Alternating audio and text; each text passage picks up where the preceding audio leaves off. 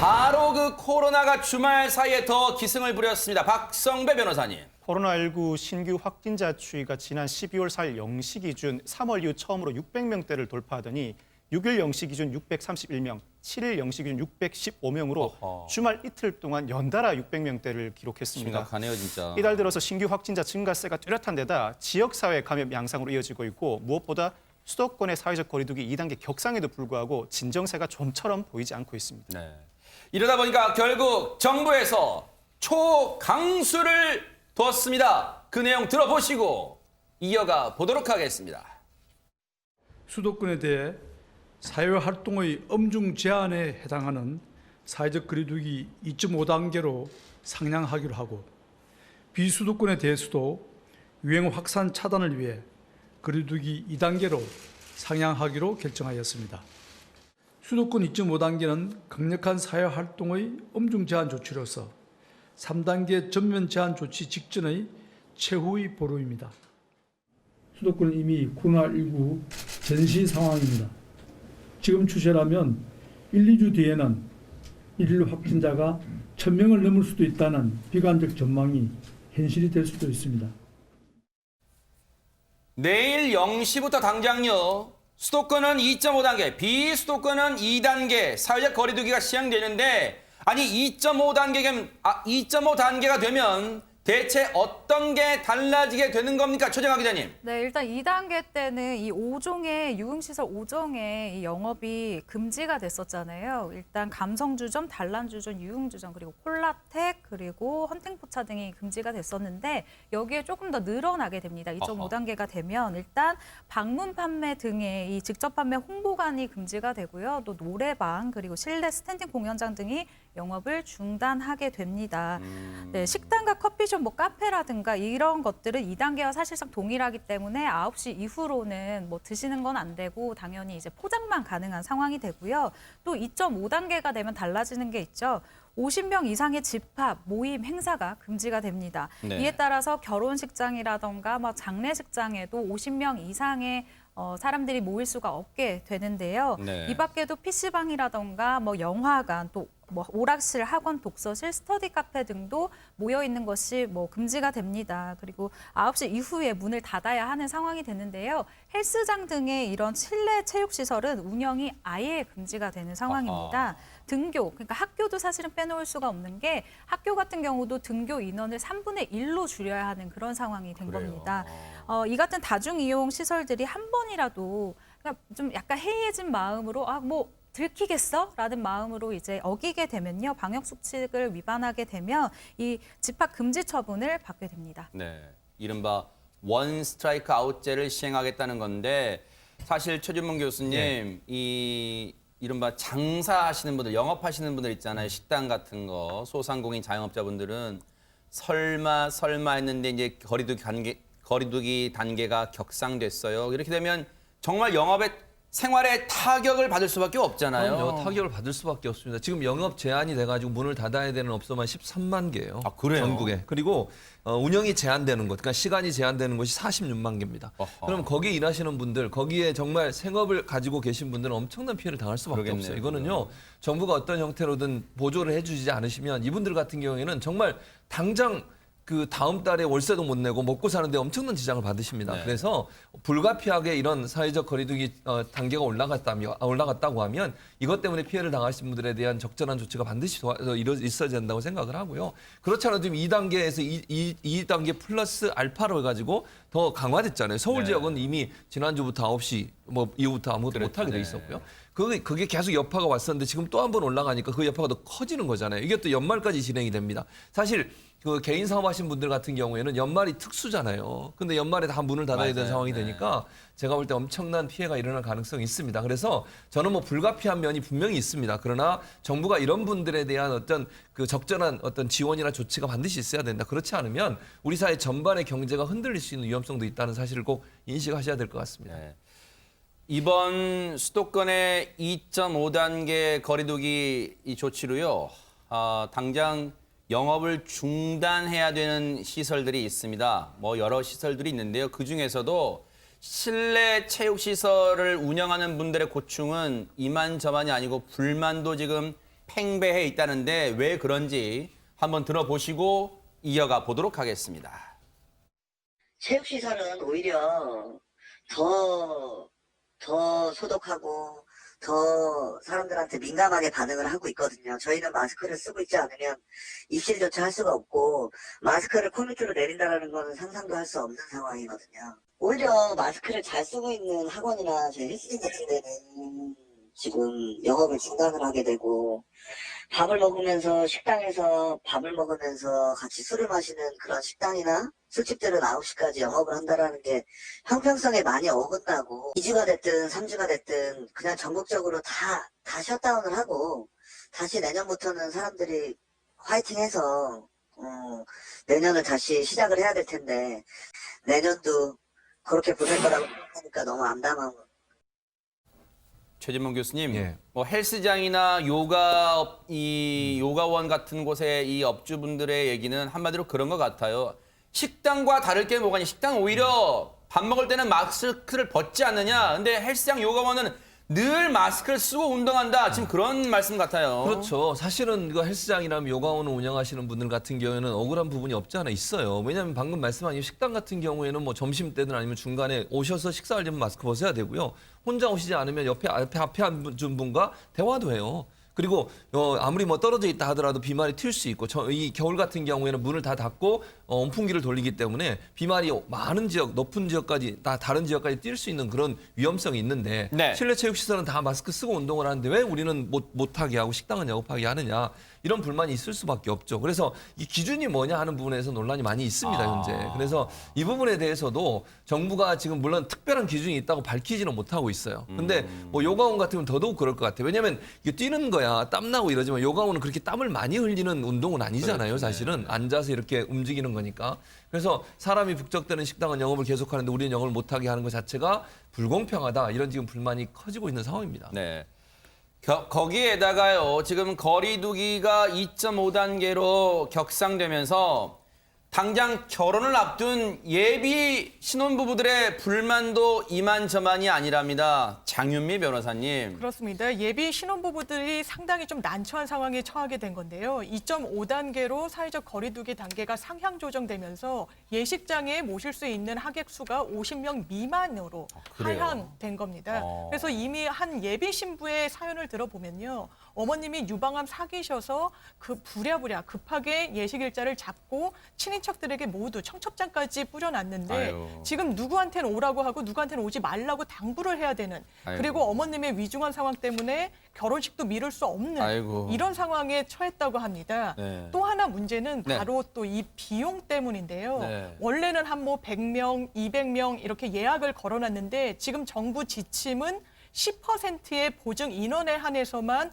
만회를 해주라는 겁니다. 그렇기 때문에 이렇게 본인이 100명, 200명을 했으면 10%를 제외한 나머지는 웨딩업체가 강권을 하면 그냥 그대로 그 비용을 내야 되는 거예요. 근데 사람 수에 따라서 이 식비가 만만치가 않잖아요. 결혼식은 한 3만 원에서 5만 원, 많게는 한 10만 원까지도 하는데 이 비용을 사실상 식사 대접을 하지도 못하는 상황에서 고스란히 예비 신랑, 신부들이 부담해야 되니까 불만의 목소리가 상당히 많이 나오고 있습니다. 아니, 박성배 변호사님, 이거는 진짜 예비 신혼부부 입장에서는 억울하잖아요. 지금 하객들을 많이 못 모시는 것도 그런데 그 금전적 손해를 고스란히 떠안으라고요? 이걸 정부가 이런 것까지 보전 안 해줘요, 그러면? 여기저기서 예비 신랑 신부들의 불만과 답답함이 쏟아져 나오고 있습니다. 일단 청와대 국민청원 게시판에는 사회적 거리두기 격상이다, 결혼식장 인원 제한까지 그냥 결혼식을 하지 말라고 통보하는 것과 다를 바가 뭐냐라는 글이 올라오고 있고요.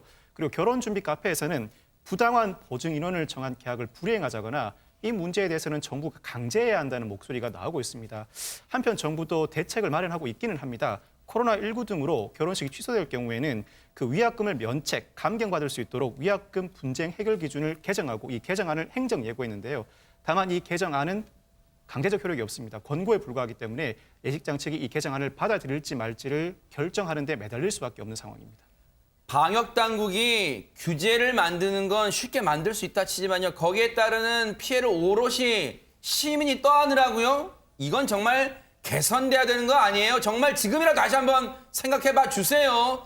억울한 일을 막아야 되는 거 아닙니까? 자, 이런 가운데요. 지금 서울시는 지난 5일부터 잠시 멈춤 기간이잖아요. 서울시민 잠시 멈춤 기간인데 지금 마트 등 생활시설에서도 이게 엄격하게 적용이 되고 있다는데 정말 우리의 달라진 모습 영상을 한번 보시고 이어가 보도록 하겠습니다. 자, 고객님들 이제 30분 남았습니다. 얼른 장 보셔가지고 계산대로 이동하셔야 됩니다. 자, 21시 이후에는 계산이 안 됩니다. 고객님 카트에 있는 거 그냥 두고 가실 수도 있어요. 계산이 안 됩니다. 자, 지금 장 보신 거라도 빠르게 이동하셔서 계산대 이용을 부탁드립니다.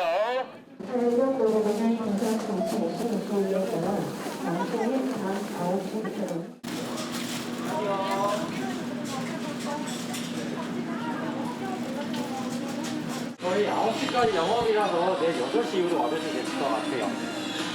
혹시 문을 닫는다고 해서 사람들이 이제 안 돌아다니는 것도 아니고 조금 제 개인적인 생각으로는 조금 현실적이지가 않은 그런 대책이지 않나라는 그런 생각이 들어요.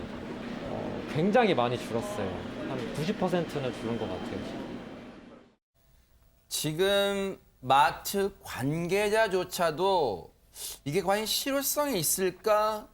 지금 갸우뚱한 지금 상황이란 말이에요. 그래서 그러다 보니까 김은배 팀장 일각에서는 9시 이후에 뭐 식당 같은 것도 9시 이후에는 포장만 하고 이 홀에서의 영업은 안 된다. 그리고 이제 마트도 9시 이후로는 계산조차 안 되고 다 나가야 된다.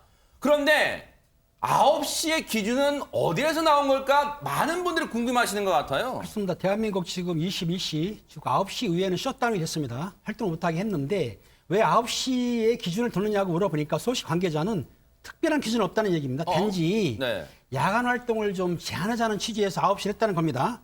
근데 이제 업무 종료하고 생활이 필요한 시간 있지 않습니까? 6시 끝나고 그 시간까지 주는 시간이 한 3시간 줬기 때문에 9시에 업무가 종료된다. 그리고 집에 가는 시간까지 해서 9시를 정한 거예요. 네. 그렇기 때문에 내가 보기에는 9시까지는 생활에 필요한 필수품이라든지 자기들 뭐 이동을 이거 하지만은 9시 이후에는 어떤 행동 하지 말라는 취지에서 한 것이지 어떤 특별한 기준은 없어요. 아무튼 지금 대한민국은 21시 오후 그러니까 낮에 밤 9시 이후에는 모든 행동이 제한됩니다. 셧다운 되는 거죠.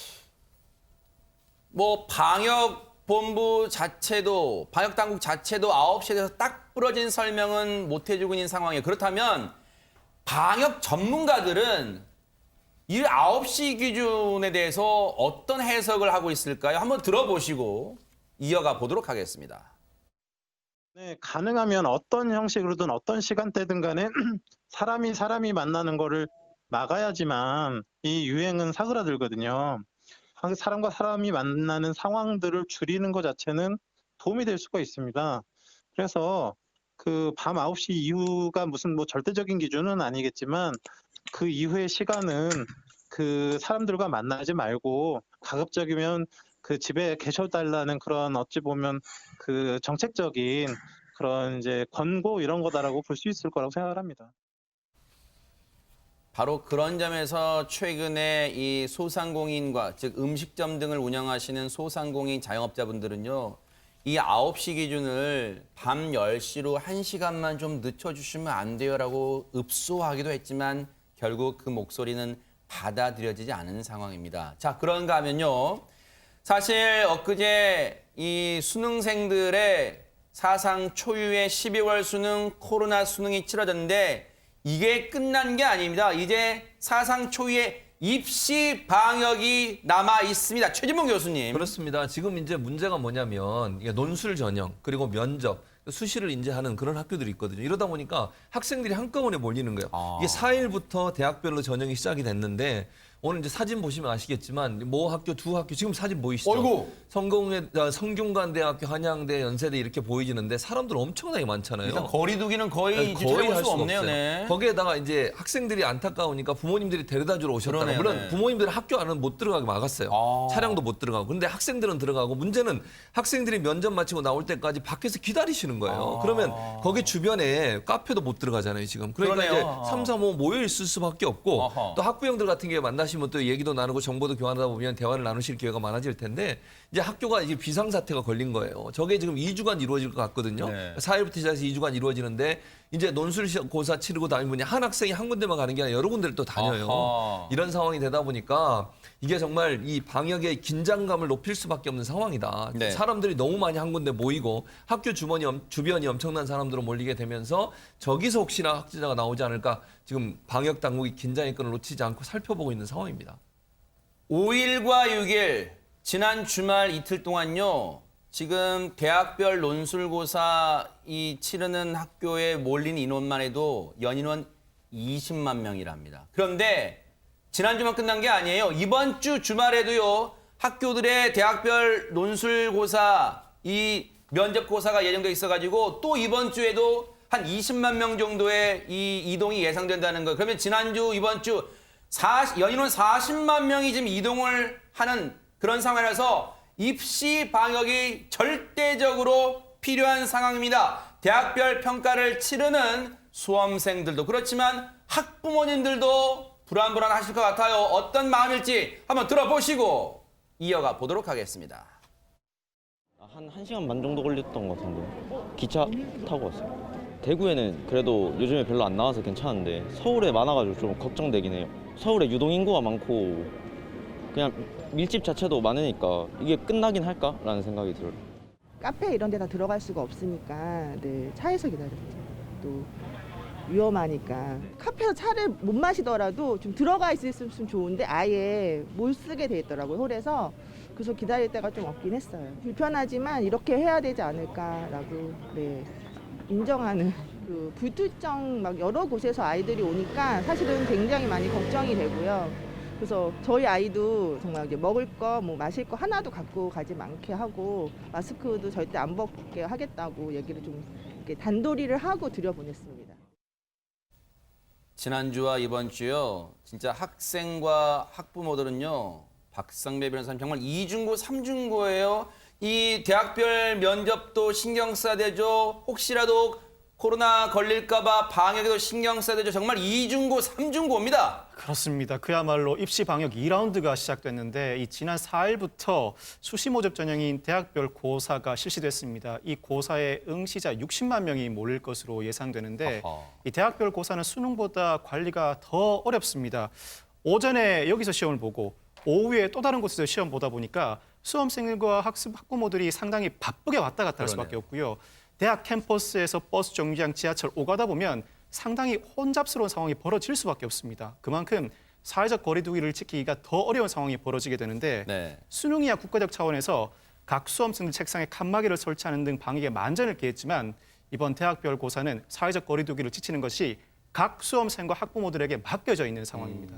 이렇다 보니까 방역 당국도 학부모님들과 수험생들이 끝까지 방역 수칙을 준수해달라고 다시 한번 강조하고 있습니다. 세상에.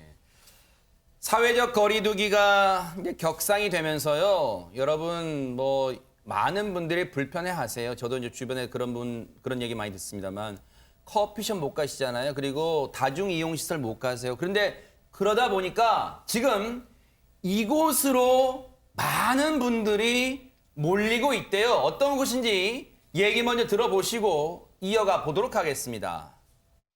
옛날에는 원래 카페 가는 거 되게 좋아해서 많이 돌아다니고 카페도 가고 하는데 요즘에는 갈 곳도 없다 보니까 책이나 보려고.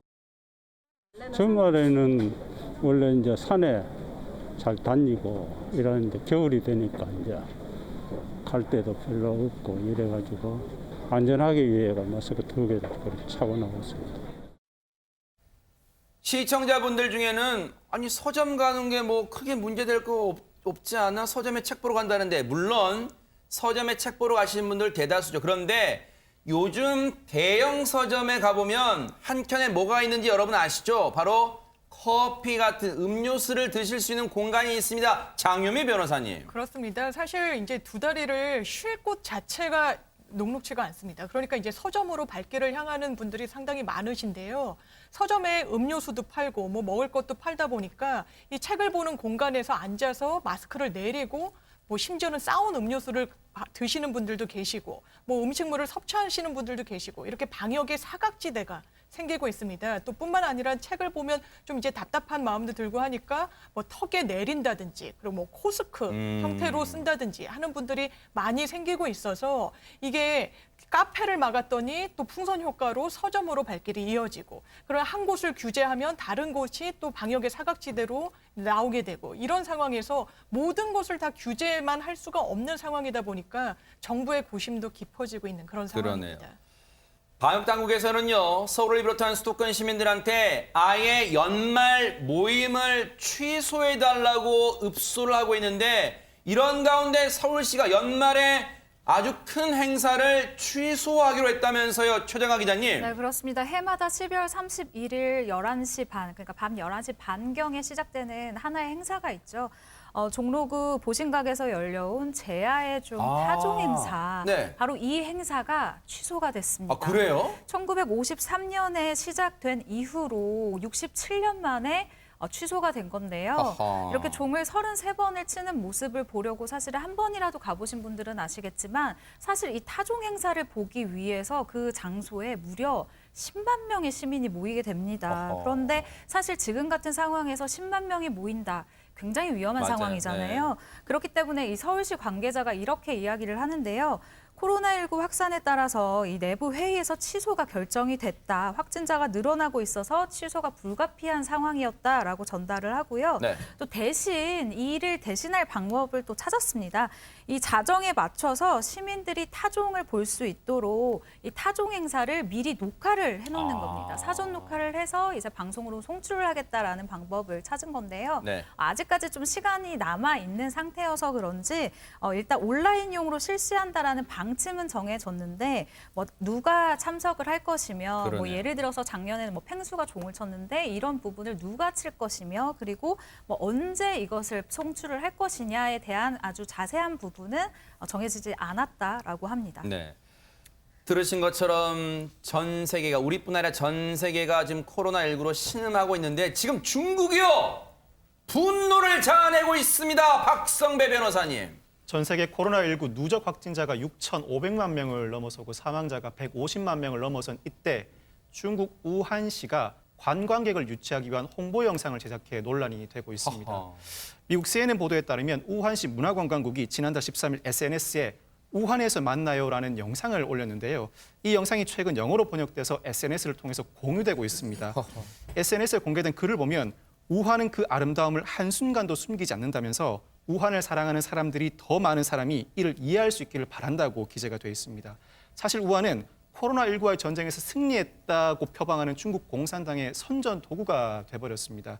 많은 중국인들이 봉쇄 기간을 견뎌낸 우한 시민들을 칭찬하고 있고 특히 이 영상에 대해서도 우한의 아름다움을 극적으로 표현했다면서 칭찬하고 있습니다. 최진문 교수님. 예.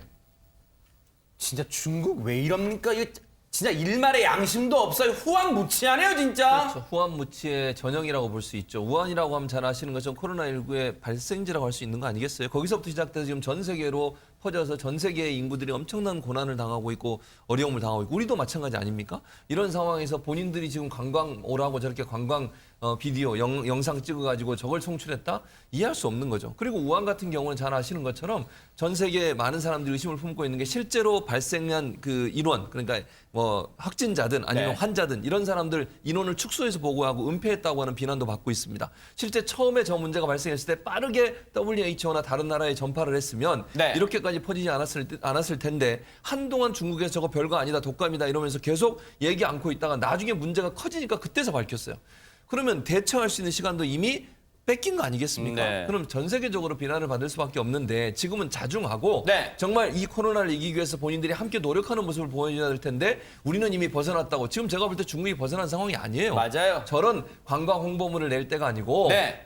전 세계 국민들 앞에 세계 이 사람들 앞에 사죄하고 네. 정말 열심히 돕겠다 이런 모습을 보여야 되는데 그러니까요. 저런 모습을 보여서 비난을 자초하고 있는 모습이다 이런 생각이 듭니다. 네, 우리 정부는 지금 안간힘을 쓰고 있습니다. 수도권은 2.5단계, 비수도권은 2단계로 격상했는데 과연 이 조치가 지금 시점에 하는 게 적절했는지 전문가의 얘기 들어보시고 이어가 보도록 하겠습니다.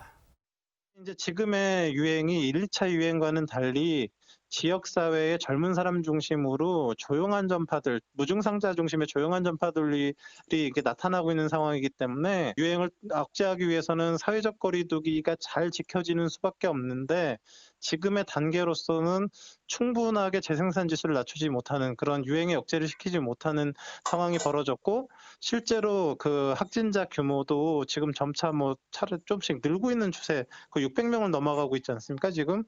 그러니까 사실 지금 2단계에서 2단계 알파를 올릴 때 많은 감염 전문가들이 2.5단계로 올려야 된다, 뭐 그것도 좀 늦었다 이런 얘기들을 사실 좀 했었던 사람들이 있었습니다.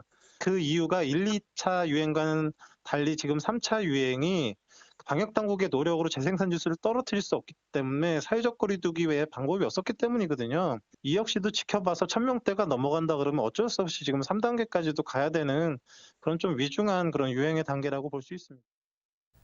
장윤미 변호사님, 사실 뭐 모든 전문가가 그런 건 아니겠습니다만 지금 3단계 조치, 선제적 조치도 필요하다 이런 의견도 있네요, 지금. 그렇습니다. 일부 전문가분들은 지금 정부 시책이 한 단계, 두 단계씩 늦게 가고 있다. 그래서 선제적으로 빨리 3단계 격상 조치를 하고 그것을 집중적으로 한 2주간 이제 시행할 필요도 있다. 그렇게 해야 지금 500명, 600명 나오는 그 추세를 급격하게 꺾을 수 있지. 그냥 2.5단계 이런 수준으로는 이 300명대, 400명대, 500명대 이 주춤하는 이 상황을 멈출 수가 없다라고 경고하고 있는 그런 상황입니다.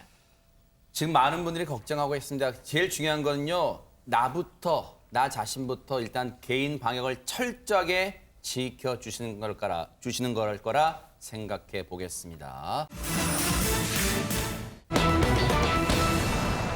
자, 분위기 확 바꿔보도록 하겠습니다. 재벌가 며느리는 늘 사회적으로 관심의 대상이 될 수밖에 없죠. 최정아 기자님. 네, 그렇습니다. 이번에는 김민영 아나운서가 재벌가에 시집을 갔다라는 소식인데요. 지난 5일입니다. 김상열 호반그룹 회장의 장남 김대헌 호반건설 대표와 김민영 아나운서, 전 아나운서가 100년 가약을 맺게 됐습니다. 네. 한 서울의 한 호텔에서 이렇게 비밀 결혼식을 하게 됐는데요. 철저히 비공개였던 것이 이제 현장에 취재를 나가 보니까 보통 호텔 결혼식이다라고 하면은 내부에 뭐 전광판이 있거나 아니면은 오시는 손님들을 위해서 안내하는 표지판들이 있는데 이런 분들이 모두 빠져 있는, 그러니까 이런 부분이 일정에서 모두 빠져 있었습니다.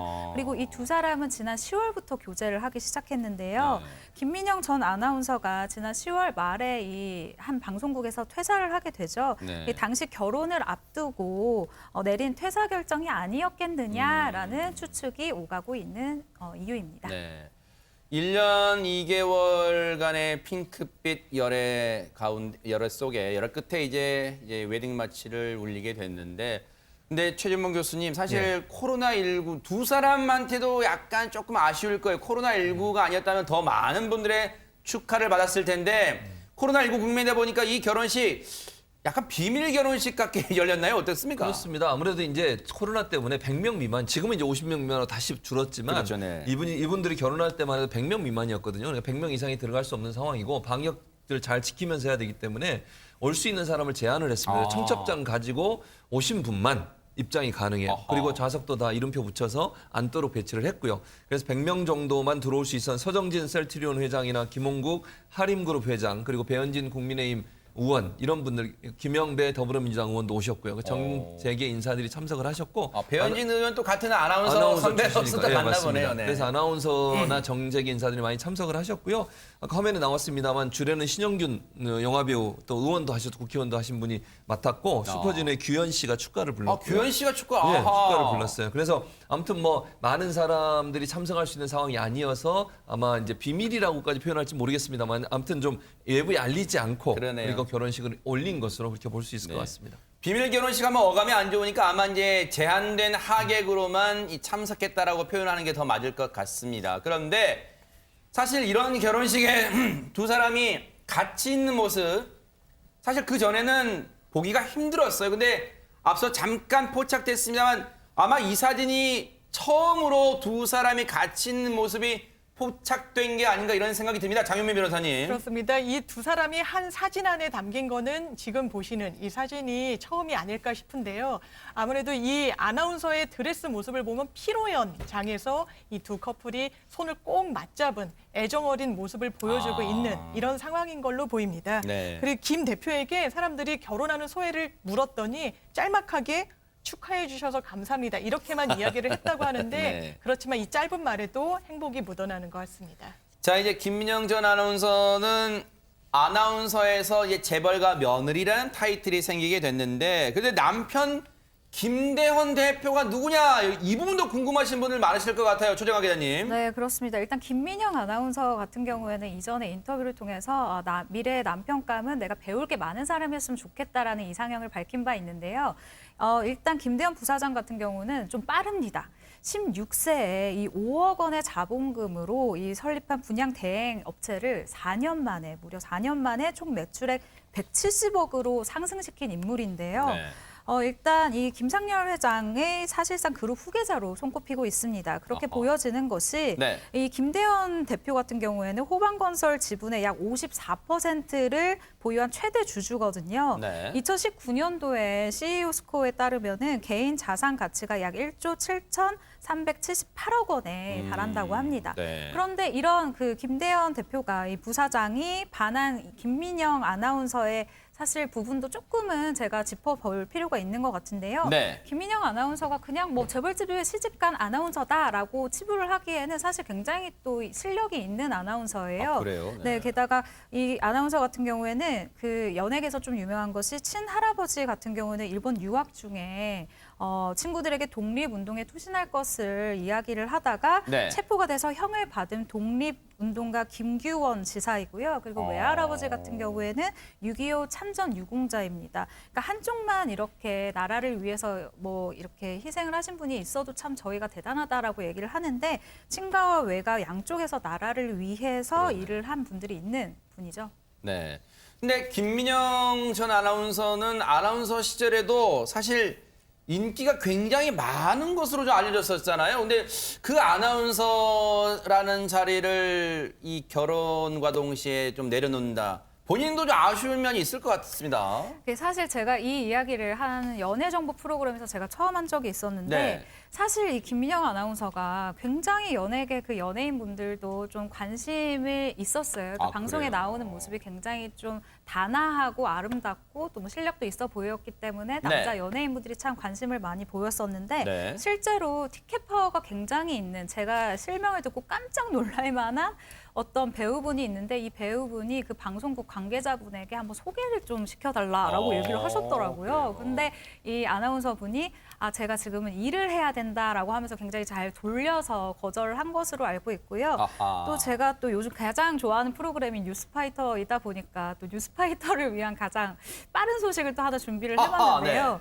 사실은 이렇게 아나운서와 재벌이 만났다라고 이야기를 하면 많은 분들이 이거 뭐 정략 결혼 같은 거 아니야? 혹은 선봐서 결혼하는 거 아니야? 도대체 재벌은 어떻게 아나운서가 만나는 거야? 라면서 색안경을 끼고 보시는 분들이 굉장히 많아요. 근데 네. 제가 들어오기 전에 이 김민영 아나운서 측의 한 지인분한테 이야기를 좀 듣고 왔는데 이렇게 색안경을 끼는 분들이 많은 것을 알고 있는데 사실은 이것이 그 김대헌 부사장 쪽에 이 이남 일녀의 그 장남이잖아요. 그런데 동생분이 이 김민영 아나운서를 소개를 시켜줬다고 하더라고요. 그래요? 그렇기 때문에 오히려 뭐 정말 남매로서 소개를 시켜줘서 결혼을 한 것이라 사람들이 그렇게 보지 않았으면 좋겠다라는 당부를 하기도 했습니다. 네, 그렇군요. 우리 정말 그 좋은 말씀 해주신 거예요.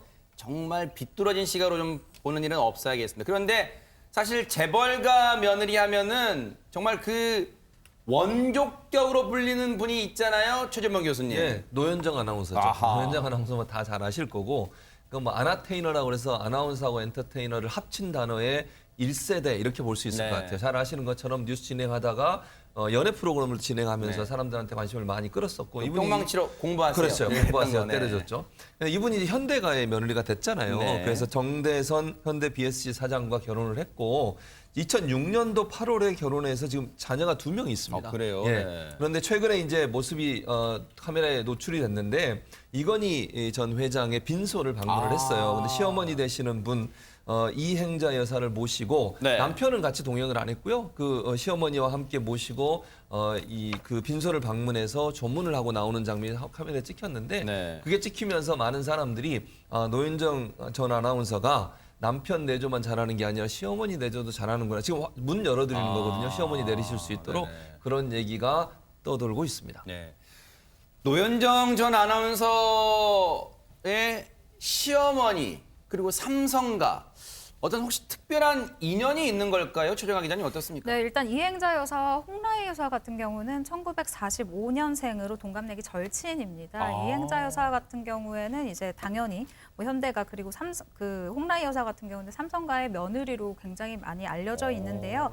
두 분 다 또 한국 재계를 대표하는 기업의 며느리인 것이죠. 네. 이행자 여사 같은 경우에는 또 2011년도에 제주도를 대표하는 미술박물관인 본태박물관을 개관을 했었는데 이때 당시에 삼성미술관 리움 관장을 맡기 시작했었던 이 홍라희 여사가 직접 또 제주도까지 내려가서 개관을 또 응원을 한 일화가 있습니다.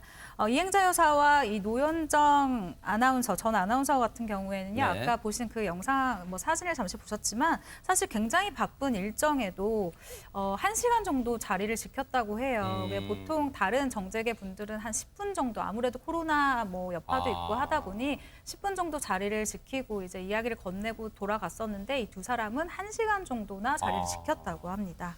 김은백 팀장님, 그러면 사실 노현정 전 아나운서 입장에서는 시어머니 모시고 시어머니의 절친인 진짜 홍라희 여사를 위로하는 자리에 지금 같이 간 거잖아요. 좀 며느리 역할을 잘한 것 같습니다. 그렇습니다. 그 아내로서의 역할도 똑똑히 하지만은 시어머니를 모시는데 똑똑히 역할을 하고 있는데요.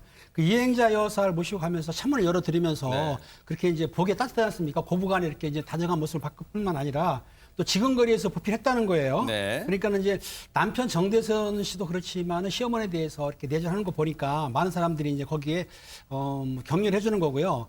그 제가 보기에는 그 며느리로서 역할을 다 했다고 하지만 며느리로서 부족한 걸 본인이 느끼진 않는 것 같아요. 그래서 시어머니하고는 친하기가 쉽지 않거든요. 네. 그런데도 불구하고 시어머니에 내조하는 거 보니까 제가 보는 그 사진 영상을 보니까 마음이 따뜻하고 훈훈해 보입니다. 그러네요.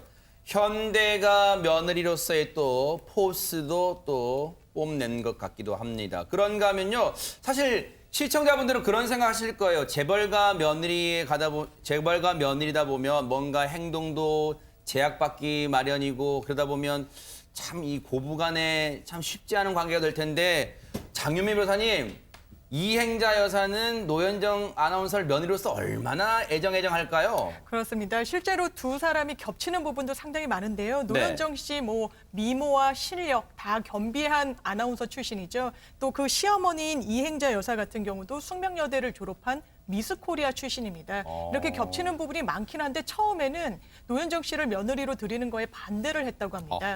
왜냐하면 이제 일을 잘하고 본인의 또 전문성을 갖고 회사에 근무하고 있는데 이렇게 이제 재벌가에 와서 잘 할 수 있겠냐 이런 부분이 좀 우려됐던 건데 다른 며느리들과 차별하지 않고 똑같이 형님들이랑 해야 된다라고 해서 내가 괜히 시집살이를 시키는 거 아닌가라는 고민도 했었다고 과거 인터뷰에서 밝히기도 했는데 너무나 노현정 씨가 잘해줬다고 하고요. 실제로 아나운서 선배죠. 오영실 배우 같은 경우는 노현정이 굉장히 꼼꼼하고 또 진수성찬을 남편에게 차려주는 그야말로 1등 신부감이다. 이렇게 평가를 하기도 했고 지금도 미국에 있는데 어머니께 시어머니께 이렇게 틈틈이 안부 인사를 전하는 굉장히 깍듯한 며느리라고 합니다. 시어머니와 며느리가 좀 닮은 꼴 부분이 있어서 더 애정이 있는 것 같기도 합니다. 그런가 하면요. 올해 재벌가와 재벌가의 결합으로 화제가 된 결혼도 있었습니다. 박상배 변호사님. 바로 서경배 아모레퍼시픽 그룹 회장의 장녀 서민정 씨와 홍석준 보광창업투자 회장의 장남 홍정환 씨가 지난 10월 비공개 결혼식을 열었습니다. 두 사람이 올해 초 지인 소개를 만나서 결혼에 이르게 되는데 이로써 아모레퍼시픽 그룹은 범삼성가와 혼맥을 맺게 됐습니다. 바로 홍석준 회장의 친누나가 이건희 전 회장의 아내 홍라희 여사입니다. 이러다 보니까 이부진 사장과 이서연 이사장이 두 사람의 약혼식에 참석하기도 했는데요. 코로나19의 영향 때문인지 결혼식에는 불참했습니다. 결혼식은 40여 명의 가족 지인들과 함께 비공개로 진행됐습니다. 최지봉 교수님, 아모레 퍼시픽은 뭐 굳이 말한다면 대기업보다는 뭐 중견기업 정도로 이제 표현할 수 있겠는데 이번 결혼으로 어떻게 글쎄요. 대기업과의 황금 혼맥이 또 맺어졌다고 볼 수 있겠네요. 네, 그렇습니다. 삼성과 언론사, 농심 그리고 롯데까지 인맥이 얽혀 있는데요. 이제 화면을 보시면 화면에 나올 텐데 제가 설명을 드리겠습니다. 삼성과 어떻게 연관이 되어 있냐면요. 홍석준 보강창업투자회장은 홍진기 보강그룹 창업주의 3남입니다. 근데 그분이 바로 홍진기 보강그룹 창업주가 리움 관자인 홍라희 여사 그리고 홍석현 전 중앙일보 회장의 동생이고요. 서민정 씨의 남편 되는 홍정한 씨는 이재용 삼성전자 부회장이나 이부진 사장 그리고 이서연 이사장 남매와 고종사촌 관계가 되는 거죠. 그렇게 되면. 그 농심과는 어떤 인맥이 있냐면 서 회장의 부인이 신윤경 씨가 신춘호 농심 회장의 막내딸이세요.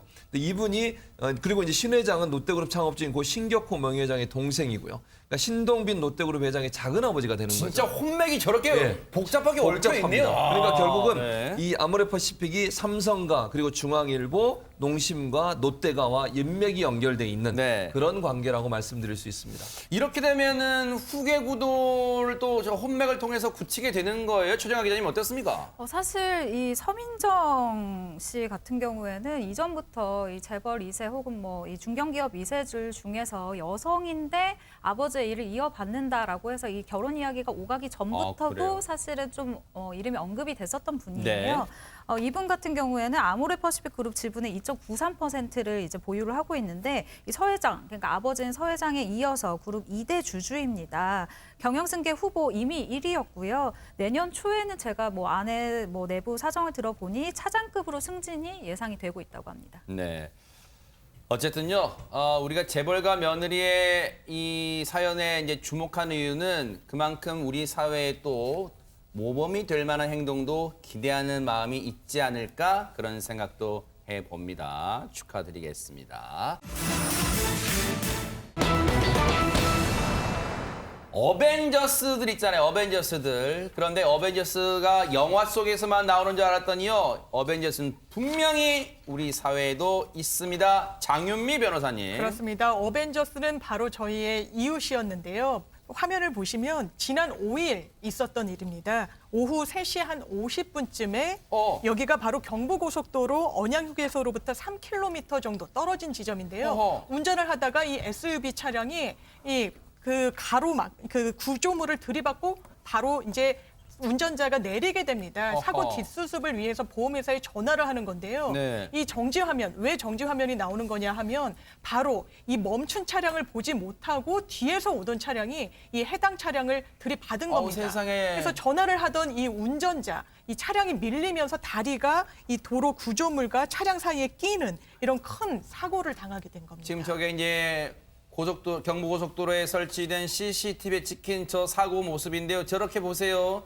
지금 저 순간이 상당히 긴박하고 좀 처참합니다. 이거는 당시의 상황을 이 CG로 저희가 표현한 건데 보세요. 저런 상황이었습니다. 1차 사고 난 다음에 이 사고 소식을 어디론가 전화하다가 신고하다가 이 멈춘 SUV를 들이받는 승용차 탓에 2차 사고로 이어졌는데 우리가 늘 고속도로상에서 김원배 팀장님 2차 사고가 더 무섭다 했는데 실제로 지금 그런 상황이 빚어졌습니다. 그렇죠. 2차 사고가 상당히 위험한데 만약에 내 차가 운행기에 사고가 나면은 먼저 비상등을 킨 다음에 뒤에 한 3, 40m, 40, 50m 정도의 그 사고 표시등이 있지 않습니까? 그걸 이제 세워놔야 돼요. 그리고 만약에 112라든가 119에 신고하려고 그러면 차 앞에서 하면 절대로 안 되고요. 차를 벗어나가서 도로 밖으로 나가서 전화나 휴대폰을 해야 되는데 저 피해자 같은 경우에는 차 앞에서 했기 때문에 뒤에 오는 차가 밖에서 차를 추돌한 거죠. 추돌해가지고 차가 나가면서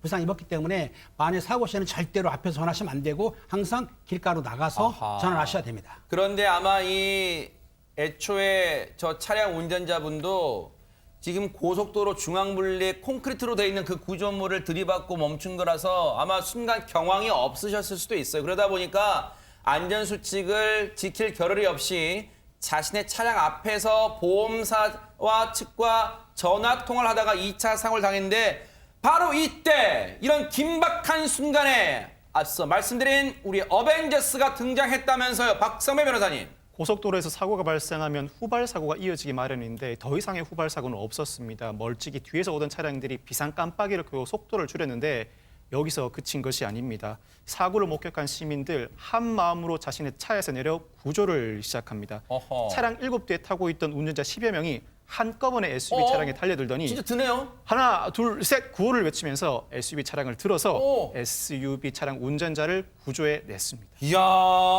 진짜 영화 같은 일이 순식간에 저 고속도로에서 벌어졌습니다. 최정아 기자님. 네, 참 다행인 게 이 구조를 하셨던 시민들 중에 간호사도 있었습니다. 아하. 운전자 중에는 이 정형외과에 근무하는 간호사가 마침 딱 있었던 건데요. 네. 현장에서 덕분에 바로 응급처치가 가능했습니다. 부상이 악화되지 않도록 이 환자를 바른 자세를 취하게 하고요. 또 구조를 기다리면서 도왔습니다. 그리고 이 응급구조대가 왔었을 때 환자 상태를 제대로 알려주고 응급차로의 이송 과정까지도 도와주었다고 합니다. 네.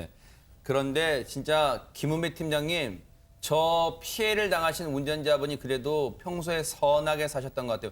천우신조라고 때마침 도와주던 분들이 간호사분도 계셨고 이런 정말 도움을 결정적으로 주신 분들이 많이 계셨습니다. 시민분들 사이에. 그렇습니다. 그 SUV 차량 운전자가 불행 중 다행이라고 사고를 당했지만은 그 10명이나 와가지고 차를 옮기면서 구조조치를 해줬고 더군다나 그 시민 그 10명 중에 한 분이 또 간호사라고 하니까 아마 응급조치가 가능했을 거예요. 아하. 그리고 가서 119 불려서 이제 갔을 건데 저분이 아마 평소에 좋은 선행을 했기 때문에 그나마 맞아요. 좋은 사람들 만난 거 아닌가 저도 그렇게 생각을 하고 있습니다. 사실 저 상황에 저 같았으면 어땠을까라고 상상을 해봐요. 저 같았으면 나 갈 길 바쁜데 아예 몰라. 누가 경찰이 와서 119가 와서 구조해 주겠지. 이런 마음을 가졌을지도 모르겠습니다. 장윤미 변호사님. 그렇습니다. 뭐 저부터라도 이게 또 내가 차량을 멈추고 도와주면 또 이게 위험하지 않을까 이런 생각을 했을 수도 있는데 여기 지나가셨던 분들은 마치 내일처럼 이 구조 활동에 전력을 다 하신 겁니다. 더 놀라운 건 이제 119 구조대가 왔을 때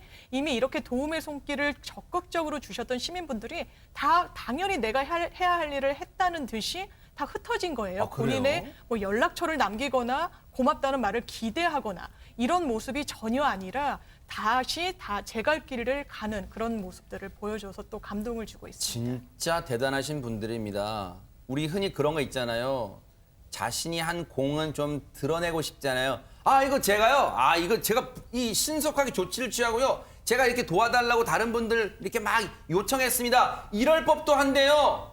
최진봉 교수님. 예. 이 도와줄 때도 갑자기 나타나서 도와주더니 다 도움을 주고 나서는 또 뿔뿔이 또 자신의 길을 또 갔다고 합니다. 그러니까요. 정말 대단하신 분들이라는 생각이 들어요. 정말 아무 보상이나 이런 거 바라지 않고 한 거잖아요. 그리고 말씀하신 것처럼 지나가면서 이렇게 차 많은데 나 아니어도 할 사람 있을 거야. 우리 바쁜데 그냥 가자. 이런 사람 많을 겁니다. 뭐 119도 올 거고 누군가 신고하게 되면 구조 받을 거야. 우리가 꼭 갈 필요 있을까? 이런 생각을 했다면 저분을 구해낼 수 있었겠습니까? 네. 긴급하게 구조대가 오기 전에 들어서 사람을 끄집어내서 응급조치까지 했다. 이거는요. 자기 시간, 자기의 정성, 노력 거기에 다 포함된 겁니다. 저분들은 정말 칭찬받아 마땅하고요. 그 어떤 사람보다 선한 마음을 갖고 있는 분들이에요. 자기가 어려움을 당할 수도 있고 자기가 혹시나 시간을 다른 데 써야 될 걸 못 쓸 수도 있지만 맞아요. 그럼에도 불구하고 저런 모습을 보였다고 하는 것은 우리 사회가 아직은 훈훈하다. 네. 이 각박한 사회에서 저런 모습을 보여주는 분들 때문에 우리가 정말 훈훈함을 느낄 수 있는 이 겨울이 되지 않나 맞아요. 이런 생각이 듭니다. 당시에 저 피해 차량 운전자는 절망 속에 빠졌다가 그 절망 속에서 순식간에 희망을 보지 않았을까 그런 생각도 해봅니다. 감사의 박수를 보내드립니다.